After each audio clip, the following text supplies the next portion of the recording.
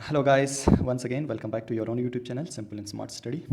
सो आज का हमारा ये थर्ड लेक्चर होगा अकाउंट्स के ऊपर।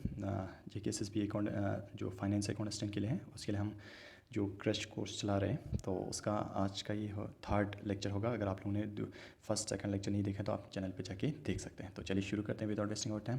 तो सबसे पहले अभी तक हमने कंसेप्ट्स के बारे में नहीं पढ़ा था। अभी तक हमने टर्म्स के बारे में पढ़ा था, अकाउंटिंग के बारे में पढ़ा था, उसके मतलब इम्पोर्टेंस के बारे में पढ़ा था, ठीक है। तो ऑब्जेक्टिव्स के बारे में पढ़ा था। तो आज हम करने जा रहे हैं बेसिक अकाउंटिंग कंसेप्ट, ठीक है। अकाउंटिंग के अब कंसेप्ट क्या होता है, अकाउंटिंग जब आप करें तो उसमें कुछ कंसेप्ट होते हैं जिसके बेस पे आपके जो अकाउंटिंग है वो प्रोसीड करते हैं, ठीक है। तो सबसे पहले बेसिक अकाउंटिंग की अगर बात करें, बेसिक अकाउंटिंग कंसेप्ट की अगर बात करें, तो इसमें एक चीज़ आता है। सबसे पहले अगर आप कोई बिज़नेस चला रहे हैं तो उसमें कुछ रूल्स रेगुलेशन होंगे, ऐसे कंसेप्ट्स होंगे जिसके ऊपर वो आपका जो बिज़नेस है वो चलता होगा, ठीक है। उसके हिसाब से अगर चलेंगे तो आपकी अकाउंटिंग अच्छी तरीके से होंगे, ठीक है। तो चलिए, तो सबसे पहले हमें दिए गए हैं बिज़नेस एंटिटी कंसेप्ट, ठीक है। तो बिज़नेस एंटिटी कंसेप्ट की बात करें तो ये क्या होता है बिज़नेस एंटिटी कंसेप्ट। तो बिज़नेस एंटिटी कंसेप्ट होता है कि कोई भी बिज़नेस है तो हर किसी बिज़नेस का जो अलग अलग बिज़नेस है तो उनकी अलग अलग अपनी क्या होता है, एक सेपरेट आइडेंटिटी होता है, ठीक है। और ये जो बिज़नेस एंटिटी है कंसेप्ट, ये क्या कहता है कि आपका जो ओनर है वो आपका क्या है, बिज़नेस से अलग है, ठीक है। अगर कोई ओनर आपका इन्वेस्ट कर रहा है किसी बिज़नेस में, कैपिटल को इन्वेस्ट कर रहा है ओनर के द्वारा, तो वो जो ओनर है वो अलग चीज़ है, क्या आपका बिज़नेस जो है वो अलग चीज़ है। यही कंसेप्ट होता है कि आपका जब आपके अकाउंटिंग में अगर बात करते हैं तो इसमें आपका क्या होता है, आपका बिज़नेस इंटिटी कंसेप्ट क्या कहता है कि आपका जो ओनर और बिज़नेस है वो दोनों अलग अलग दो सेपरेट एंटिटीज़ है, ठीक है। ओनर अलग है एंड बिज़नेस का जो ओनर अलग है एंड जो बिज़नेस है वो अलग है, ठीक है। तो होप आप लोगों को समझ में आया होगा बिज़नेस एंटिटी कंसेप्ट क्या कहता है कि आपका जो ओनर और बिज़नेस अलग अलग चीज़ है, ठीक है। अब जो इसमें से, और मैंने पहले भी बताया था पहले वाली वीडियो में भी आप लोगों को, कि जब बिज़नेस से जब ओनर पैसा निकालता है तो वो क्या होता है, आपके ड्राइंग्स होते हैं, ठीक है। ड्राइंग्स कहलाते हैं, ठीक है। अपने पर्सनल एक्सपेंस के लिए जब निकालते हैं, पर्सनल खर्चे के लिए जब जो भी ओनर है वो निकालते हैं तो उसको हम ड्राइंग्स बोलते हैं, ठीक है। तो ये बिज़नेस क्या होता है, बिज़नेस एंटिटी कंसेप्ट एक सिंपल वे में कहे तो ये कहते हैं कि आपका जो बिज़नेस है वो अलग चीज़ है, आपका जो ओनर है वो अलग है, ठीक है। अमूमन हम क्या सोचते हैं कि बिज़नेस और जो ओनर है वो एक ही सोचते हैं, ठीक है। तो वो नहीं होता है, ठीक है। तो चले आगे बढ़ते हैं। सेकंड हमारा दिया गया है मनी मेजरमेंट कंसेप्ट, ठीक है। तो मनी मेजरमेंट कंसेप्ट क्या होता है अकाउंटिंग में, ये एक इंपॉर्टेंट कंसेप्ट होता है। मनी मेजरिंग कंसेप्ट ये कहता है कि आपका जो भी आपका ट्रांजेक्शन होता है वो जब तक आपका इन टर्म्स ऑफ मनी में अगर एक्सप्रेस कर पाए आप उस चीज़ को मनी में, तभी जाके आप उस चीज़ का अकाउंटिंग कर पाते हैं, ठीक है। मनी मेजरिंग कंसेप्ट कहता है कि कोई भी ट्रांजेक्शन जब इन टर्म ऑफ मनी में आप उसको एक्सप्रेस कर पाते हैं तो उस चीज़ का ट्रांजेक्शन जो होता है वो आप मेजर कर पाते हैं, ठीक है। तो ये आपका होता है मनी मेजरिंग कंसेप्ट कि आपके जो भी ट्रांजेक्शन होता है वो आप इन टर्म ऑफ मनी में अगर एक्सप्रेस कर पाते हैं तभी वो आपका अकाउंटिंग में इस्तेमाल किए जाते हैं, ठीक है। तो ये हो गया आपका मनी मेजरिंग कंसेप्ट। तो जो भी आपका इन टर्म ऑफ मनी में मेजर कर पाए वो उस चीज़ को आपके जो बुक ऑफ अकाउंट्स में लिखे जाते हैं, ठीक है। तो आगे बढ़ते हैं। अगला हमारा है थर्ड दिए गए हैं गोइंग कंसर्न कंसेप्ट। तो गोइंग कंसर्न कंसेप्ट क्या होता है कि ये आपका बिजनेस जो है वो गोइंग कंसर्न कंसेप्ट का ये मतलब होता है कि आपका जो बिज़नेस है आपको ये तय करके जाना है कि एज्यूम करना है कि आपका बिज़नेस जो भी फर्म है आपका वो कंटिन्यू चलेगा, बहुत लंबे अरसे तक ये कंटिन्यू चलेगा, ऐसा ये कंसेप्ट होता है। इस गोइंग कंसर्न कंसेप्ट का मतलब ही है कि आपको ये सोच के चलना है कि आपका जो बिज़नेस है आपका वो बहुत लंबे अरसे तक आपका चलने वाला है, ठीक है। फ्यूचर में बहुत टाइम तक चलने वाला है, ठीक है। आगे बढ़ते हैं। अगला फोर्थ है अकाउंटिंग पीरियड या पीरियडिसिटी कंसेप्ट, या अकाउंटिंग पीरियड जिसे कहते हैं या पीरियडिसिटी कंसेप्ट कहते हैं दूसरा, ठीक है। सेम ही है दोनों। तो ये इस कंसेप्ट के द्वारा क्या कहा जाता है कि एक्सप्रेस किए जाते हैं कि जो आपका अकाउंटिंग होता है वो किसी पीरियड के लिए होता है, ठीक है। अकाउंटिंग पीरियड होता है, अकाउंटिंग पीरियड होता है या जिसको पीरियडिसिटी कंसेप्ट भी कहते हैं। कोई टाइम होता है, for example period of 1 year, उसमें आपका जो अर्निंग प्रॉफिट और लॉस है वो आप निकाल सकते हैं, ठीक है। और इस अकाउंटिंग के लिए क्या होता है, एक आपका चेक करने के लिए कोई पीरियड होता है, इस टाइम से लेके इस टाइम तक आपके जो अकाउंटिंग है वो कर पाते हैं, ठीक है। तो हर किसी के लिए अगर आपको अकाउंटिंग करना है किसी भी बिज़नेस का, तो कोई टाइम पीरियड होगा, तो अकाउंटिंग पीरियड जिसे कहा जाता है, तो वो होगा उसके दरमियान में जो भी आपके ट्रांजेक्शन हुए उस चीज़ की आपकी प्रॉफिट एंड लॉस, आपके एसेट लायबिलिटीज़, वो सब निकाले जाते हैं, ठीक है। तो ये अकाउंटिंग पीरियड होता है, ठीक है, एक टाइम पीरियड होता है। इन जनरल हम कह सकते हैं कि एक टाइम पीरियड होता है जो आप मान के चलते हैं कि ये इससे इतने से लेके इतने तक आपके अकाउंटिंग पीरियड है। तो उसमें आपके जो भी profit and loss, asset liabilities जो है वो आपके निकाले जाते हैं। तो अमूमन इंडिया में आपके फाइनेंशियल ईयर जिसे कहते हैं 1 अप्रैल से लेकर 31 मार्च तक होता है। तो उसी तरह का आपका ये फिक्स आपका अकाउंटिंग पीरियड फिक्स नहीं होता है, आप कुछ भी रख सकते हैं। मतलब एज ए इन जनरल आपके पूरे होल इंडिया में यही होता है पीरियड 1 अप्रैल से लेकर 31 मार्च तक, ठीक है। तो होप वालों को समझ में आएगा। तो आगे बढ़ते हैं, आगे है नंबर फिफ्थ दिया गया है आपका एक्यूरल कंसेप्ट। एक्यूरल कंसेप्ट क्या होता है? ये एक इंपॉर्टेंट कंसेप्ट होता है अकाउंटिंग में। तो एक्यूरल कंसेप्ट होता है आपके जब भी कोई ट्रांजेक्शन होता है, कोई भी ट्रांजेक्शन होता है उसका आपको जब बुक ऑफ अकाउंट्स में लिखने हैं तो आप क्या करते हैं, उस चीज़ को जब भी आपका ट्रांजेक्शन हो जाता है तभी लिखते हैं। तब उस टाइम का वेट नहीं करते जब आपका कैश आएंगे, कैश आया या नहीं आया, आपका जब भी ट्रांजेक्शन हो जाए आपका वहाँ पे बुक ऑफ रिकॉर्ड्स में आपके लिखने होते हैं। इस कॉन्सेप्ट को क्या बोलते हैं हम? एक्यूरल कंसेप्ट बोलते हैं, ठीक है। जब ऑकर हो जाए, जब ट्रांजेक्शन हो जाए उसी टाइम पे आपको लिखना ही लिखना है, ठीक है।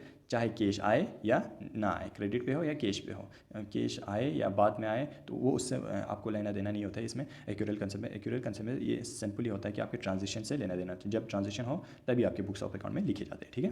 तो आगे बढ़ते हैं, अगला हमारे दे हैं कॉस्ट कंसेप्ट, या जिसको हिस्टोरिकल कॉस्ट कंसेप्ट कहते हैं।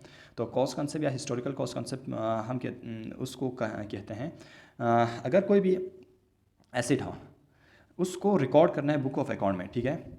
जब आप परचेज करते हो उस वक्त उसका प्राइस क्या होता है उसको आपका बुक ऑफ रिकॉर्ड्स में लिखे जाते हैं, ठीक है। तो यानी तो उसमें ये जो आपने परचेज़ किया उसमें इंक्लूड होते हैं आपके सारे चीज़ें होते हैं। ट्रांसपोर्टेशन, अगर कोई मशीनरी उसका इंस्टॉलाइजेशन करना हो, इंस्टॉल करना हो, तो उन सब की जो भी चीज़ें हैं उन सब को मिला के आपका कॉस्ट जो बनता है उसी को हम क्या बोलते हैं, ये कॉस्ट कंसेप्ट बोलते हैं। इसमें वो सब मिला के जो आपका रेडी होता है उस टाइम पीरियड पे, तो जब आप परचेस कर रहे हो तो उस टाइम पे जो उसका प्राइस होता है वो आप रिकॉर्ड किए जाते हैं आपके हम रिकॉर्ड करते हैं बुक ऑफ अकाउंट्स में। इसको हिस्टोरिकल कॉस्ट भी कहा जाता है, हिस्टोरिकल कॉस्ट कंसेप्ट भी कहा जाता है। तो इसमें एक होता है कि आपका अगर हिस्टोरिकल, अगर आप सेकंड हैंड कुछ ले रहे हैं तो उसका आपका जो उसने जो चीज़ दे के लिया है उस वक्त जो प्राइस था वो आपको देना है, ठीक है। वो आपका बुक्स ऑफ रिकॉर्ड में लिखे जाते हैं, ठीक है। तो ये होगा लोगों समझ में आया होगा। तो आगे बढ़ते हैं, अगला हमारे हैं ड्यूअल एस्पेक्ट कंसेप्ट। ये पहले ही बताया, पहले भी एक्सप्लेन किया है कि आपका जो भी ट्रांजिशन होता है आपके दो एस्पेक्ट होते हैं, ठीक है। ट्रांजिशन के दो एस्पेक्ट होते हैं, दो जगहों पे आपके एफर्ट किए जाते हैं, ड्यूअल एस्पेक्ट होते हैं, ठीक है। टू फोल्ड इफेक्ट होता है इस चीज़ के। तो डेबिट होता है तो एक साइड पे आपके क्रेडिट होता है, ठीक है। दो अकाउंट आपके क्या हो जाएंगे, अफेक्ट हो जाएंगे इसके साथ, ड्यूअल एस्पेक्ट यही कहते हैं, ठीक है। अब आगे बढ़ते हैं, 8th है रेवेन्यू रिकॉग्नाइजेशन कंसेप्ट। तो रेवेन्यू रिकॉग्नाइजेशन कंसेप्ट क्या कहते हैं, जब आपका रेवेन्यू आ जाए, ठीक है। रेवेन्यू रिकॉग्नाइजेशन क्या कहता है, revenue for a business transaction should be include in accounting record only when it is release. अब आपके मैंने एक्यूरल कंसेप्ट में क्या कहा था, एक्यूरल में कहा था कि जब भी ट्रांजेक्शन हो जाए उस वक्त उसको आपका पुट इन करना है आपके बुक ऑफ रिकॉर्ड में। मगर रेवेन्यू रिकॉग्निशन कंसेप्ट ये कहता है कि इसके अपोजिट कहता है कि जब आप तक आपका रेवेन्यू ना आ जाए, जब आपका रेवेन्यू आ जाए तब आप उस चीज़ को वहाँ पे बुक ऑफ रिकॉर्ड्स में एंट्री करेंगे, ठीक है। जब आपका रेवेन्यू जब जनरेट होता है, जब भी रेवेन्यू जनरेट होता है तब आप बुक ऑफ अकाउंट्स में लिखते हैं, ठीक है। तो आगे बढ़ते हैं, मैचिंग कंसेप्ट। मैचिंग कंसेप्ट क्या होता है, मैचिंग कंसेप्ट होता है कि आप लोगों का अगर फॉर एग्ज़ाम्पल अगर कोई भी आप चीज़ लाते हो, अगर उसका एक्सपेंस कुछ ज़्यादा हो और वो बहुत अरसे तक चलने वाला हो, टाइम पीरियड बहुत टाइम तक चलने वाला हो, तो उसके आप एक्सपेंस अगर लिखना चाहो बुक ऑफ रिकॉर्ड्स में, तो क्या करेंगे आप उसको उस टाइम पीरियड पे कितना खर्चा होता है वो लिखेंगे, ना कि टोटल जो आपने उस चीज़ को दिया है वो लिखोगे। उस चीज़ को डिवाइड करेंगे कितने टाइम तक वो चलने वाला है, तो उसके हिसाब से उसको हाफ करके आप उस बुक ऑफ रिकॉर्ड में लिखेंगे, ठीक है। तो उसी को हम क्या बोलते हैं, मैचिंग कंसेप्ट बोलते हैं, मैच करते हैं, ठीक है। इन सिंपल वे हम क्या बोलते हैं, मैच करते हैं उस चीज़ को, ठीक है। Expense incurred in a accounting period should be match it with revenue, ठीक है, उसी टाइम के जो भी रेवेन्यू है और एक्सपेंस है उस चीज़ को मैच किए जाते हैं इस कंसेप्ट के तौर पर, ठीक है। आगे बढ़ते हैं, पॉइंट 10 है कंसिस्टेंसी कंसेप्ट। कंसिस्टेंसी कंसेप्ट क्या कहता है, ये और एक इंपॉर्टेंट कंसेप्ट होता है कि कंसिस्टेंसी कंसेप्ट ये होता है कि आप जो आप चीज़ इस्तेमाल कर रहे हों आपके अकाउंटिंग पीरियड में, वो आप जो भी पॉलिसीज़ कर रहे हो आपके जो बिज़नेस में यूज़ कर रहे हो, वो आप क्या करेंगे कि इस कंसिस्टेंसी कंसेप्ट की ये होगा कि आप इसको मतलब चेंज करते नहीं रहेंगे, उस चीज़ को कंसेप्ट को उसको बहुत लंबे अरसे तक उसको ऐसे ही मतलब चलाएंगे, ठीक है। तो उसी को क्या बोलते हैं, कंसिस्टेंसी कंसेप्ट बोलते हैं। एंड उसके अगला है हमारा कंजर्वेटिज्म कंसेप्ट। कंजर्वेटिज्म कंसेप्ट क्या होता है, तो कंजर्वेटिज्म कंसेप्ट होता है कि आपका अगर आपका कंजर्व नेचर होना चाहिए। कंजर्व नेचर यानी कि आपके अगर लॉस हो जाए तो उस चीज़ के लिए आपको रेडी होना चाहिए, ठीक है। उस लॉस के लिए अगर आपका गेन हो जाए तो उस पर ज़्यादा फोकस नहीं होना चाहिए। अगर आपका लॉस हो जाए तो उस चीज़ के लिए आप क्या हो जाए कि पहले से ही रेडी होना चाहिए, ठीक है।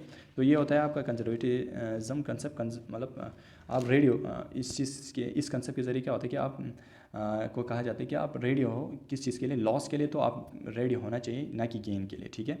तो इसके बाद आता है हमारा लास्ट हमारा है मटेरियलिटी कंसेप्ट। मटेरियलिटी कंसेप्ट के दौरान क्या कहते हैं कि आपका मटेरियल नेचर होना चाहिए, कि आपका मैंने बोला था कि अभी जो मैचिंग कंसेप्ट है उसमें ह्यूज अमाउंट था, बहुत अमाउंट ज़्यादा था, तो उसमें आप पर ईयर की जो उसके एक्सपेंस है उसको पार्ट में डिवाइड करके उस चीज़ को उस ईयर में पुट इन करते हैं, ठीक है। अकाउंटिंग ईयर की जो आपके अकाउंटिंग बुक्स हैं उसमें पुट इन करते हैं। मगर जो मटेरियलिस्टिक कंसेप्ट है इसमें क्या होता है कि आपका अगर अब मैंने जो मैचिंग कंसेप्ट में बोला था ह्यूज अमाउंट, अब कोई ऐसी चीज़ें भी होते हैं, छोटी मोटी चीज़ें होते हैं, जैसे आपने एक छोटा सा कैलकुलेटर ख़रीद लिया, ठीक है, और छोटी सी चीज़ें ख़रीद लिए, मगर चलेगा ये कब तक, एक से ज़्यादा सालों तक चलेगा, ठीक है। मगर क्या होगा कि उसका कॉस्ट जो है वो बहुत कम है, उसकी वजह से क्या होता है आपको क्या करना पड़ता है, इस मटेरियलिस्टिक कंसेप्ट में होता है कि आपको उसमें मैचिंग नहीं करना पड़ता है। इसमें आपको फिर क्या करना पड़ता है, इसमें आपको मैचिंग नहीं करना पड़ता है, इसमें आपको सिर्फ एक ही साल के लिए लिखना पड़ता है, ठीक है। तो उसी पीरियड में आप लिखेंगे जितना कैलकुलेटर का प्राइस है वो उसी टाइम पीरियड के लिए, एक ही साल के लिए खर्चे में आप इंक्लूड करके वहाँ पे पुट इन करेंगे, ठीक है, बुक्स ऑफ रिकॉर्ड में, ठीक है। तो होप आप लोगों को ये कंसेप्ट समझ में आया होगा। तो अभी हम क्रश कोर्स कर रहे हैं तो इसीलिए हम ज़्यादा फास्ट जा रहे हैं और ऊपर ऊपर से हम पढ़ रहे हैं, ठीक है। तो होप आप लोगों को वीडियो अच्छा लगा होगा। अगर वीडियो अच्छा लगा तो चैनल को लाइक, सब्सक्राइब और शेयर ज़रूर करें।